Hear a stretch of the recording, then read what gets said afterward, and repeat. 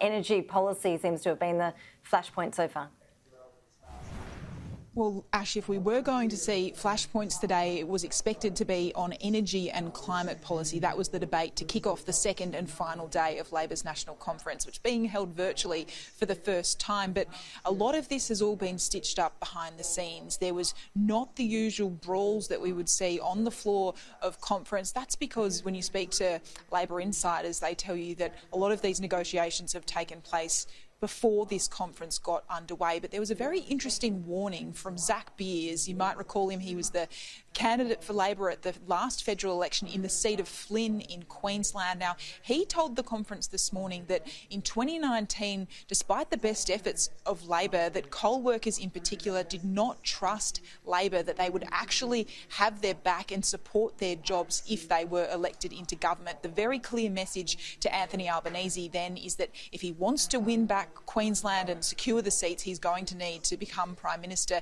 they need to ensure that coal workers actually trust that Labor's on their side. Have a listen to Zach Beers. They didn't believe they would have jobs under a Labor government.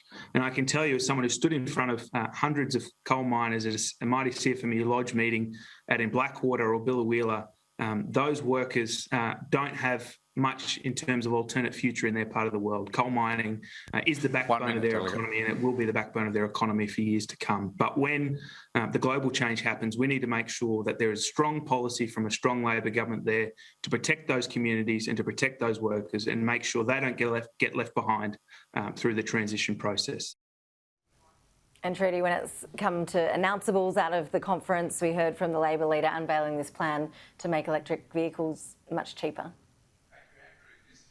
Yeah, Anthony Albanese, Ash, using the second day of conference to launch this electric vehicles policy. It would see fringe benefits taxed and the import tariffs on electric vehicles slashed in order to encourage more Australians to go out and buy one of these vehicles. Anthony Albanese says on the price of a $50,000 electric car, Australians could get a deduction of around $2,000. Now, whether that's actually enough to encourage Australians to go out and buy one of these vehicles remains to be seen, but very clear that he does not want to fall into the same trap that Bill Shorten fell into when he had a 2030 target of 50% electric vehicles. At the time, Michaelia Cash said it would be a war on the weekend and that Bill Shorten was coming after your ute.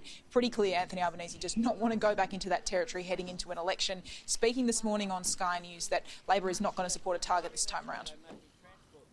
We're not putting a target out, Pete. That'll You're not falling into that trap again. We're not doing that. What we are doing is saying we'll make it cheaper. That's a common sense policy. We shouldn't penalise people for wanting to do the right thing. Now, Ash, it's a very different national conference this time around. If there's one example of that, it's the fact that Anthony Albanese hasn't even been to conference today. He's instead touring the flood zone in Sydney. Normally at a national conference, the leader would be bailed up all day speaking to people in the Labor Party. That's simply just not possible because of the virtual nature. So wrapping up later today, he will give one final speech before the conference wraps up this afternoon.